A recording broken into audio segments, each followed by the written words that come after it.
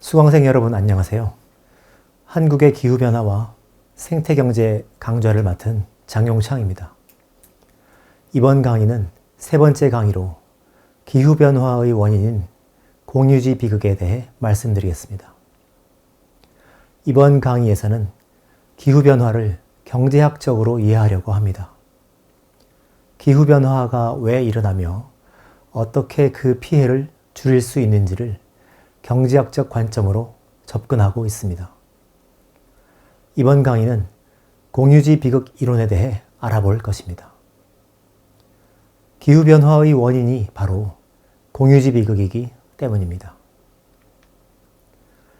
공유지 비극을 이해하려면 경제학의 아버지라고 하는 애덤 스미스가 말한 보이지 않는 손 혹은 시장 경제의 원리부터 알 필요가 있습니다. 그런데 애덤 스미스의 논의를 이해하려면 인간의 이기심부터 이야기할 필요가 있습니다. 애덤 스미스도 원래 이기심을 연구한 윤리학자였습니다. 이기심은 인간이 문자를 사용하기 시작하면서부터 기록된 전 세계의 종교적 지도자들이 공통적으로 다룬 주제이기도 했습니다. 기독교를 창시한 예수, 불교를 창시한 석가모니, 유교를 창시한 공자 등 약 2000년 전에 활동한 전 세계의 종교 지도자들이 공통적으로 이기심을 주요한 주제로 가르침을 펼쳤습니다. 예를 들어 공자는 군자는 무엇이 옳은지를 먼저 생각하는 반면 소인배는 무엇이 자신에게 이익이 되는 일인지를 먼저 생각한다라고 말했습니다. 공자는 개인이 이익을 추구하는 것이 사회에 해악이 된다면서 경계했던 것입니다. 불교를 창시한 석가모니는 사람들이 이기심을 추구하지 않도록 재산을 소유하지 말라를 계율로 정하기도 했습니다. 또한 기독교를 창시한 예수는 그의 가장 중요한 가르침을 담은 산상설교에서 가난한 사람이 진짜 행복한 사람이다. 옳은 일을 추구하는 사람이 진짜 행복하다. 어떻게 돈을 벌고 먹고 살지 걱정하지 말라라고 가르쳤습니다. 바로 이런 종교적 지도자들의 가르침 때문에 동서양에서 이기심을 억제하는 것이 기원 후부터 1500년이 넘도록 사회를 지배하는 주요한 이념이었습니다. 그래서 유럽을 지배한 기독교는 돈을 빌려준 사람이 이자를 받는 것을 금지하기도 했습니다. 이자는 정당한 노동에 대한 대가가 아니라는 것이 그 이유였습니다. 또한 한국에서도 조선시대에는 사회의 엘리트층인 선비들에게 깨끗하고 가난하게 살라는 청빈 정신을 강조했습니다. 그래서인지 돈을 버는 것을 주로 하는 상인은 사농공상이라는 신분제도에서 가장 아래쪽에 있는 것으로 간주되어 천대당했습니다. 경제학의 아버지로 불리는 애덤 스미스는 1776년에 지은 국부론이라는 책에서 이기심에 대한 완전히 새로운 해석을 내놓습니다. 개인이 이기심을 발휘한 행동을 하더라도 보이지 않는 손이 개인들의 행동을 조율해 주기 때문에 그런 행동은 결국 사회 전체의 이익을 높인다는 것입니다.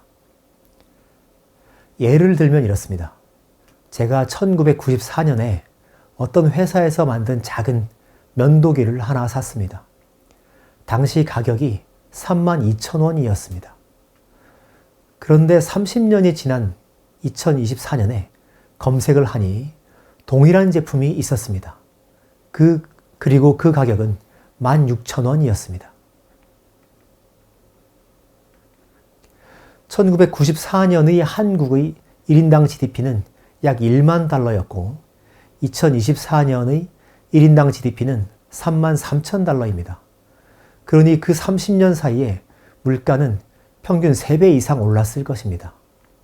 즉 1994년에 3만 2천 원이었던 면도기는 2024년에 9만 6천 원이 되어야 정상입니다. 그런데 어떻게 1만 6천 원으로 오히려 반값으로 떨어졌을까요? 지난 30년간 면도기를 잘 만들기 위한 경쟁이 치열했습니다. 더 많은 회사들이 면도기를 만들기 시작했습니다. 그래서 이런 경쟁 속에서 같은 품질의 제품 가격이 더 낮아진 것입니다. 그 덕분에 소비자들은 같은 품질의 제품을 더 싼 가격에 사용할 수 있게 되었으니 그만큼 이익입니다.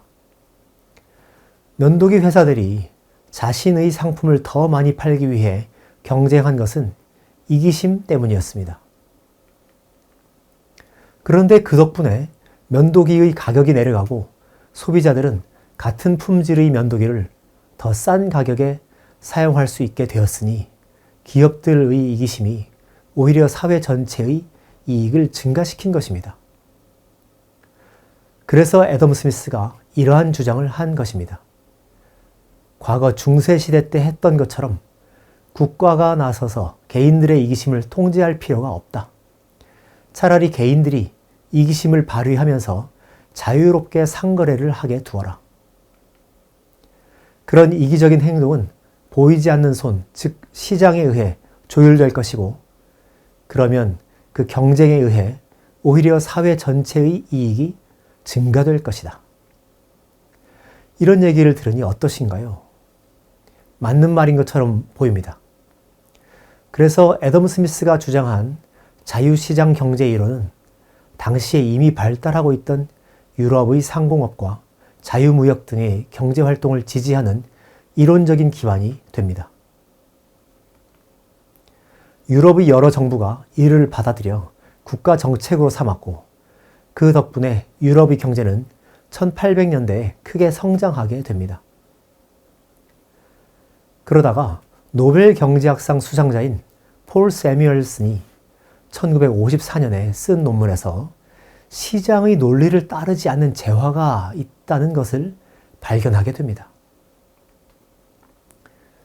그는 이 논문에서 집합적으로 소비되는 재화라는 표현을 사용하며 시장에서 거래되는 사적 재화와는 달리 한 사람이 그 재화를 소비해도 다른 사람이 소비할 양이 줄어들지 않는 특징이 있다고 설명합니다. 예를 들어 제가 공기를 마음껏 마셔도 여러분이 마실 공기는 줄어들지 않습니다. 바로 이런 성격을 말하는 것입니다. 이것을 소비의 비경합성 혹은 비경쟁성이라고 부릅니다. 이렇게 소비의 비경합성이 있는 재화는 일반적인 시장 재화와 다른 성격을 가지게 됩니다. 그것이 얼마나 큰 의미를 가지게 되는지는 다음 강의에서 설명하겠습니다. 생태학자인 가렛 하딘이 1968년에 공유지 비극이라는 제목으로 논문을 발표한 이후 이기심을 통제할 필요가 없다는 애덤 스미스의 주장이 의심을 받게 됩니다.